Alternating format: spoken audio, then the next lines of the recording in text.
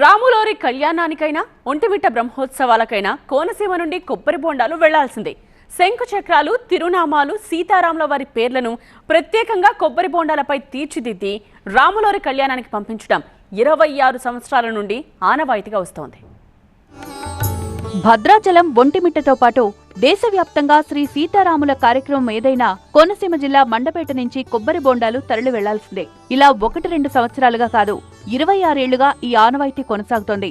మండపేటకు చెందిన రామారెడ్డి, మహాలక్ష్మి దంపతులు గత 2 దశాబ్దాలకు పైగా తమ భక్తిని చాటుకుంటున్నారు. కొబ్బరి బొండాలపై శంకుచక్ర నామాలతో పాటు సీతారాముల చిత్రాలను అత్యంత కళాత్మకంగా అలంకరించి స్వామివారి ఆలయాలకు పంపిస్తున్నారు. ఈ ఏడాది కూడా ఆ ఆనవాయితీ ప్రకారమే కొబ్బరి బొండాలు ఇటు భద్రాద్రి సీతారాముల కళ్యాణానికి, అటు ఒంటిమిట్ట బ్రహ్మోత్సవాలకు తరలి వెళ్లాయి. రాములోరి పెళ్లికి తమ ఇంటి నుంచి కొబ్బరి బొండాలు వెళ్లడం పూర్వజన్మ సుకృతమంటున్నారు రామారెడ్డి.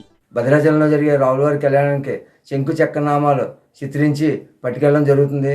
ఆ స్వామి ఆశీస్సులతో మన ప్రముఖ 2 రాష్ట్రాల్లో జరిగే కళ్యాణానికి అన్నవరం, ద్వారకా తిరుమల, అంతర్వేది, వాడపల్లి, యాదాద్రి ప్రముఖ దేవాలయాలకి ఏ డబ్బులు ఆశించకుండా, ₹1 ఏ దేవస్థానం దగ్గర కూడా తీసుకోకుండా ఆ అందమైన కొబ్బరి బొండాల మీద శంకు చక్రాలు చిత్రించి రంగులు వేసి రకరకాల పూసలు అంటించి, కుందన్స్ అంటించి, ముత్యాలు అంటించి తీసుకెళ్లడం, ఉచితంగా ఇవ్వడం, కుటుంబ సమేతంగా వెళ్లి అందజేయడం జరుగుతుంది.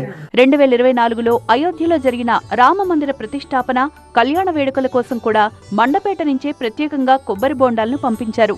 మొత్తంగా మండపేట కొబ్బరి బొండ దేశవ్యాప్తంగా ఎంతో ప్రత్యేకతను చాటుకుంటోంది.